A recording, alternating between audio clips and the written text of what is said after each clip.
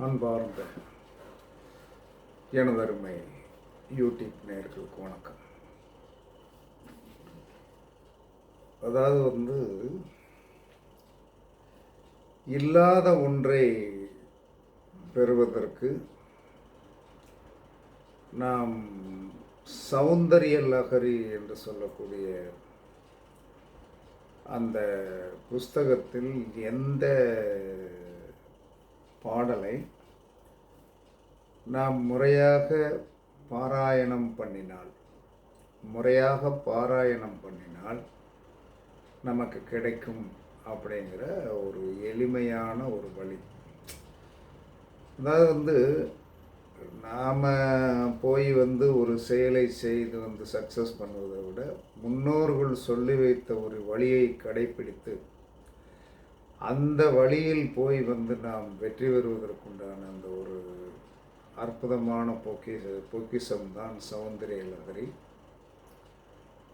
இது உண்மையாகவே வேலை செய்யுமா அப்படிங்கிறது எல்லாருக்கும் ஒரு கேள்விக்குறியாகவே இருக்கும். கண்டிப்பாக வேலை செய்யும், எல்லாரும் நம்பி செய்யலாம். ஏன்னா ஆதி காலத்தில் உருவாக்கப்பட்ட ஒரு அற்புதமான பொக்கிஷம். எந்த ஒரு மனிதன் பணம் தேவைப்படுகிறதோ இந்த புஸ்தகத்தை நீங்கள் கையில் வைத்திருந்தாலே போதும், படிக்க கூட வேண்டாம். அந்த அளவுக்கு ஒரு வைப்ரேஷனுடைய ஒரு அற்புதமான பொக்கிஷம் இது. நமக்கு முன்னோர்கள் கொடுத்து விட்டு சென்ற ஒரு அற்புதமான பொக்கிஷம். இந்த பொக்கிஷத்தை நீங்கள் படித்து பாருங்கள். நான் சொல்கின்ற சில நடைமுறைகளை இதன் மூலமாக கடைப்பிடித்து பாருங்கள். கண்டிப்பாக என்ன சொல்கிறான்னா உங்களுக்கு கண்டிப்பாக வெற்றி கிடைக்கும். அதுக்கடுத்து ஏற்கனவே ஒரு 7 இதுக்கு சொல்லியிருக்கேன். 8ஆவதாக என்ன சொல்கிறேன்னா, ரொம்ப நாள் புத்திரப்பேறு இல்லாதவர்கள், இந்த புத்திரப்பேறு இல்லாதவர்கள் மலடு நீக்கம் அப்படிங்கிற ஒரு ஆதிபத்தியத்தை ஆத்மார்த்தமாக உருவாக்கினால் கண்டிப்பாக நமக்கு என்ன சொல்லலாம்னா புத்திரப்பேறு கிடைக்கும் என்று சாஸ்திரம் சொல்கிறது.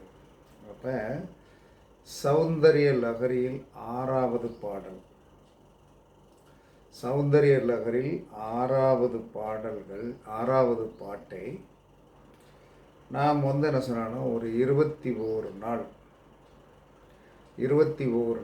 என்ன சொல்லலாம்னா தொடர்ச்சியாக வீட்டில் எப்பயுமே எதுவுமே ஒரு வெற்றி வேண்டும் என்று சொன்னால் மண்கிளியஞ்சட்டியில் விளக்கு போடுவதை விட தேங்காயை 2ஆக உடைத்து அதில் என்ன சொன்னான்னா தேங்காய் எண்ணெயே நாம் என்ன சொல்லலாம்னா ஊற்றி விளக்கு போடுவது நம்முடைய காரியத்தை கண்டிப்பாக வெற்றி பெற வைக்கும். இது ஒரு மறைமுகமான சித்தாந்தத்தை நம்முடைய முன்னோர்கள் சொல்லி வச்சுருந்துருக்காங்க. அதை நம்ம என்ன சொன்னால் பயன்படுத்தி நான்லாம் பார்த்த பிறகு அதனால் ஒரு வளர்ச்சியை கண்ட ஒரு உதாரணமாக இருந்து தான் நான் எல்லாருக்கும் சொல்லுவேனே தவிர ஏதோ ஒரு வீடியோவை போடுவோம் அப்படிங்கிற நோக்கமே இருக்காது. அதில் 4 பேர்னாலும் பயன்பெறணும் அப்படிங்கிறது. அப்போ அந்த சௌந்தரிய லகரியில் 6வது சுலோகத்தை நீங்கள் என்ன சொல்லலாம்னா குழந்தை இல்லாத பெண்கள் மலடை நீக்கக்கூடிய அந்த பதிகத்தை 21 நாள் தொடர்ச்சியாக முடிந்தவரை என்ன சொல்லலாம்னா என்னை பொறுத்தளவில் இந்த சுலோகத்தை எத்தனை முறை சொல்லணும் அப்படின்னா 9, 18, 27, 36, 45, 54, 63, 72 இந்த ரேசியோவில் தான் சொல்லணும். ஏன்னா சமஸ்கிருதத்தில் சொல்லப்பட்டுள்ள சுலோகம் நமக்கு இலகுவாக வேலை செய்ய, ஆனால் வாய்க்குள்ள நுழையாது. 1க்கு 4 தடவை நாம் படித்து பார்த்தோம்னா கண்டிப்பாக அந்த பொக்கிஷம் சார்ந்த விஷயம் என்ன சொல்லணும்னா நமக்கு ஆட்டோமேட்டிக்காக வந்துடும். அப்போ நீங்கள் கொஞ்சம் சங்கடப்படாமல் எந்த ஒரு விஷயத்தையுமே நாம் ஆத்மார்த்தமாக செய்யும்போது அந்த விஷயம் வந்து நடந்துடும். இதில் என்ன சொல்கிறான்னா, ஆத்மார்த்தம்தான் ஆத்மார்த்தம்தான் முக்கியம். அந்த ஆத்மார்த்தத்தின்படி வந்து என்ன சொன்னான்னா வந்து, இப்போ 21 நாள் சொல்லியிருக்கோம். அதுக்கடுத்து ஒரு 4 நாள் கேப் விடுங்க. அதுக்கடுத்து இப்படியே ஒரு ஒரு கண்டினியூஷனாகவே நம்முடைய காரியம் நிறைவேறுகின்ற வரை நீங்கள் செய்து வந்தீர்கள் என்று சொன்னால், சௌந்தரிய லகரியில் சொல்லப்பட்டுள்ள அந்த 6வது சுலோகம் 21 நாள் தொடர்ச்சியாக விளக்கு போட்டு தேங்காய் எண்ணெயில் தேங்காய் எண்ணெயில் விளக்கு போட்டு செய்து வந்தீர்கள் என்று சொன்னால், அதற்கு நிவேதானம் அப்படின்னு சொல்லக்கூடியது என்ன சொன்னால், கரும்புச்சாறு, கரும்பு அல்லது கரும்புச்சாறு. ஏன்னா இப்போ கரும்பு சீசன் இல்லை, கரும்புச்சாறு கிடைக்கும். ஒரு டம்ளர் கரும்புச்சாறை வைத்து சௌந்தரிய லகரியில் சொல்லப்பட்டுள்ள இந்த அம்மனுடைய படம், இதை யார் வேணாலும் நல்லா நெட்டில் தட்டி பாருங்கள், கண்டிப்பாக வந்துடும். இதை வந்து என்ன சொல்கிறாங்கன்னா, எல்லா மனிதர்களுமே நெட்டில் போட்டு வந்து என்ன சொன்னாங்கன்னா, ஒரு காப்பி நல்லா எடுத்து ஃப்ரேம் பண்ணி வச்சுக்கிடும். ஃப்ரேம் பண்ணி வச்சால் கண்டிப்பாக ஒரு தெய்வ சக்தி நம்மிடம் கண்டிப்பாக நிற்கும். பாக்கெட்டில் கூட ஒன்று வைக்கிறதுக்கு முயற்சி பண்ணுங்கள், கண்டிப்பாக வெற்றி கிடைக்கும். அப்போ இந்த பூஜையை பண்ணிட்டு வந்து என்ன சொன்னான்னா, அந்த கரும்புச்சாறை குழந்தை இல்லாத பெண் அப்படியே அழகாக குடிச்சிடலாம். கொஞ்சம் சாஸ்திரப்படி கட்டிய கணவனுக்கும் இந்த அம்மா எச்சிப்படுத்தின அந்த கரும்புச்சாறை அவர் சாஸ்திரப்படி குடிக்கணும். அப்படி குடித்தால் 100% என்ன சொல்கிறான்னா வந்து குழந்தை பிறக்கும். இதற்கு 100% உத்தரவாதம் கொடுக்கலாம். இது உண்மை. இதை நடைமுறைப்படுத்தி பாருங்கள். அதற்கடுத்து சௌந்தரிய லகரியில் வந்து என்ன சொல்லலாம்னா வந்து, ஜோதிடர்களுக்கு வாக்குப்பளிதம் வேணும். ஆருடம் ஜோசியம் பார்க்கின்றவர்கள் தங்களுடைய வாழ்க்கையில் வந்து என்ன சொல்லலாம்னா வந்து, இந்த ஜோதிடரம் போனால் சொன்னபடி கரெக்டாக இருக்கும், சொல்லிட்டார்னா நடந்துரும் அப்படிங்கிற ஒரு பெயர் வாங்க வேண்டும் என்று சொன்னால், சௌந்தரிய லகரியில் உள்ள 47வது பாடல், சௌந்தரிய லகரியில் உள்ள 47வது பாடலை தொடர்ச்சியாக 45 நாள், தொடர்ச்சியாக 45 நாள் உங்களுக்கு 27 அல்லது என்ன சொல்லலாம்னா வந்து 27க்கு குறையாமல் சொல்லுவது தான் நல்லது. அதற்கு மேலே சொன்னால் வந்து 36ல் சொல்லலாம், 45ல் சொல்லலாம், 63ல் சொல்லலாம், 72லையும் சொல்லலாம். அது உங்களுடைய வேகத்தை பொறுத்தும் ஆர்வத்தை பொறுத்தும். அப்போ இதற்கு என்ன வந்து என்ன சொல்கிறான்னா வந்து நிவேதானம் வைக்கணும்னா, திரிமதுரம் அப்படின்னா, திரிமதுரம்னா என்னதுன்னா, தேங்காய் துருவல், வெல்லம், நெய், தேங்காய் துருவல், வெல்லம், தூள் சர்க்கரைன்னு சொல்லுவாங்க இல்லையா, அந்த தூள் சர்க்கரை ப்ளஸ் வந்து என்ன சொல்கிறாங்கன்னா வந்து நெய் சேர்த்து பிணைஞ்சு மிக்ஸ் பண்ணிடும். மிக்ஸ் பண்ணி ஒரு நிவேதானமாக இந்த அம்மனுக்கு வச்சு தேங்காயை 2ஆக உடைத்து தேங்காய் எண்ணெயில் விளக்கேற்றி வடக்க பார்த்து உட்கார்ந்து அந்த 47வது பாடலை நீங்கள் பாராயணம் பண்ணினீர்கள் என்று சொன்னால் 100% வந்து ஜோதிடர்களுக்கு வாக்குப்பளிதம் ஏற்படும். ஆருடம் ஜோதிடம் சார்ந்த விஷயத்தில் சிறந்த மனிதர்களாக வருவதற்குண்டான நிலை உருவாகும். இந்த திரிமதுரம் என்பது இன்னைக்கு வரைக்கும் நமக்கு தெரியுமா? திரிமதுரம் அப்படின்னா 3 பொருள்கள் சேர்ந்த ஒரு கலவை. தேங்காய் துருவல், வெல்லம், தேன் சேர்த்து சாப்பிட்டா எப்படி இருக்கும்? அந்த பாடல் வரிகளை வந்து சொல்லி பூஜையை முடிச்சுட்டு நிதானமாக ஜோதிடம் சொல்லுகின்ற ஆணாக இருந்தாலும் பெண்ணாக இருந்தாலும் சுவைத்து சாப்பிடுங்கள். அந்த சுவை போல உங்களுடைய வாழ்க்கை சுவையாக மாறும். எந்த மாற்றமும் வராது. நல்லா வந்து நீங்கள் சைன் பண்ணுவதற்கு சௌந்தரிய லகரியில் இருக்கின்ற அந்த அம்மனுடைய கடாட்சம் உங்களுக்கு கண்டிப்பாக கிடைக்கும். பயன்படுத்துங்கள். ஜோதிட ஆர்வலர்களுக்கு இது வந்து ஒரு லக்கி ப்ரைஸ். ஓகேவா? அதற்கு அடுத்து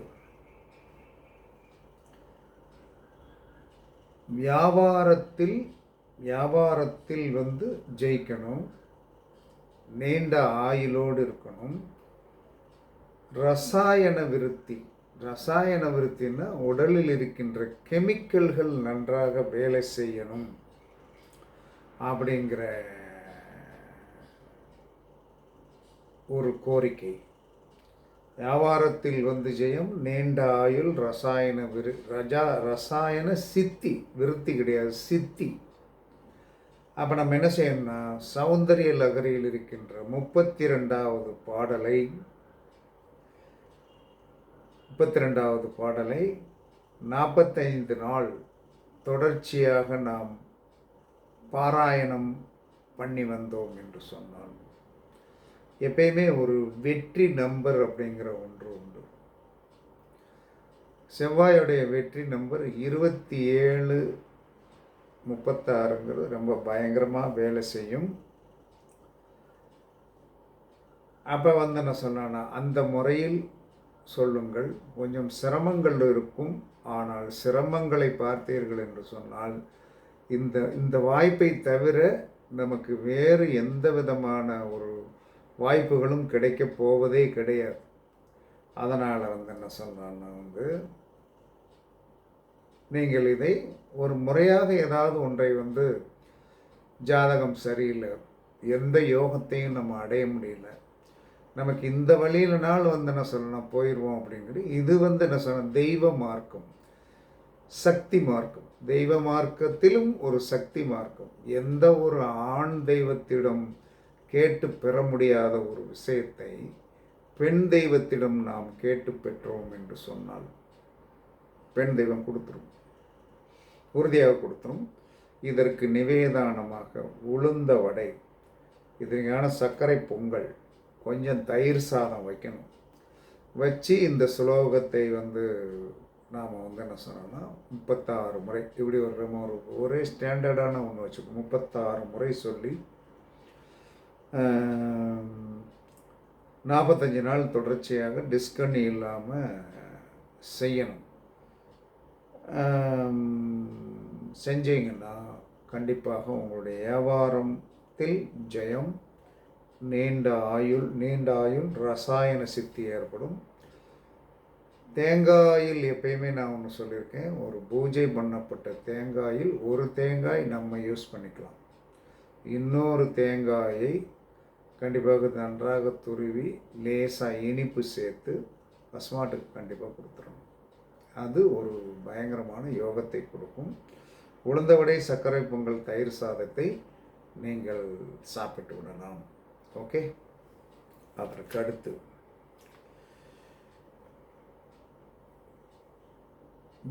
தேகத்தில் வீரிய விருத்தி, தேகத்தில் உள் நாடிகளை சுத்தம் பண்ணக்கூடிய ஒரு முறை நமக்கு இருக்கும். இப்போ நிறைய பேர் வந்து என்ன சொல்கிறாங்கன்னா வீரிய விருத்தி வேணும், ஆண்களுக்கு வீரிய விருத்தி வேணும். தேகத்தில் உள்ள நாடிகளில் வந்து அழுக்கு படிஞ்சிருக்கும், அது சுத்தமாகணும். அப்படிங்கும்போது சௌந்தரிய லகரியில் உள்ள 10வது பாடலை வந்து என்ன சொல்கிறான்னா வந்து நீங்கள் வந்து என்ன சொல்கிறான்னா வந்து தொடர்ச்சியாக இதற்கு நாட்கள் வந்து 6 நாட்கள் தான். 6 நாட்கள் மந்திரத்தை வந்து என்ன சொல்கிறான்னா வந்து 108 தடவை சொல்லணும். மந்திரத்தை 108 தடவை சொல்லணும். தேங்காயை உடைத்து விளக்கு போடணும். அதில் நல்லா இது தேங்காய் எண்ணெய் ஊற்றணும். நிவேதானமாக பழம், வாழைப்பழம் 2 வைக்கணும். வச்சு என்ன சொல்லலாம்னா நீங்கள் இந்த 10வது ஸ்லோகத்தை முறையாக சொல்லி, ரெகுலராக கரெக்டாக சொல்லி, இந்த வீரிய விருத்தி தேகத்தில் உள்ள நாடிகளின் சுத்திக்காகத்தான் இந்த ஸ்லோகம்.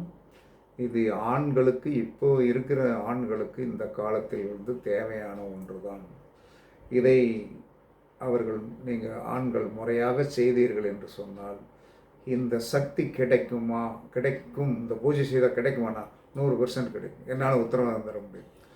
ஏன்னா நான் சில ஸ்லோகங்களை யூஸ் பண்ணினேன். ஆரம்ப காலத்தில் யூஸ் பண்ணும்போது அது வேலை செய்தது.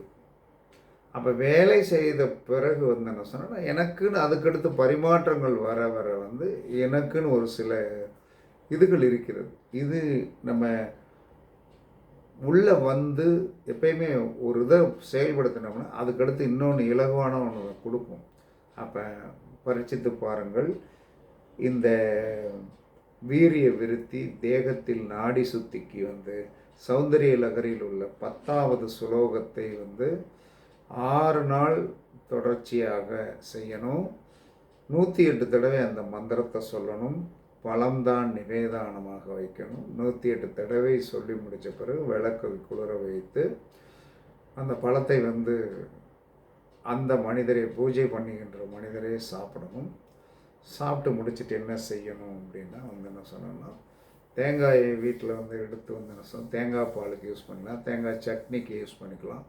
பழத்தை என்ன சொல்லலாம்னா, நீங்கள் இன்னொரு தேங்காய் முடியை நீங்கள் என்ன செய்யணும்னா, பசுமாட்டுக்கு நல்லா திரிகி கொஞ்சம் தூள் சக்கரை சேர்த்து பிணைஞ்சி அப்படி போகிற போக்கில் கொடுத்துட்டிங்கன்னா கண்டிப்பாக உங்களுக்கு அற்புதமான வெற்றி கிடைக்கும்.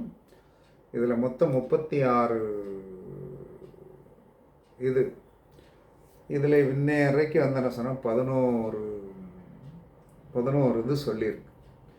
இன்னமும் அடுத்தடுத்து ஒவ்வொன்றாக சொல்லுகிறேன் என்று கூறி உங்களிடமிருந்து விடைபெறுவது சிப்பிப்பாறை ஜோதிடரசு ஆதிராகவன் ஜெயபாலாஜி. சுகமே சொல்க, சுகமே சொல்க.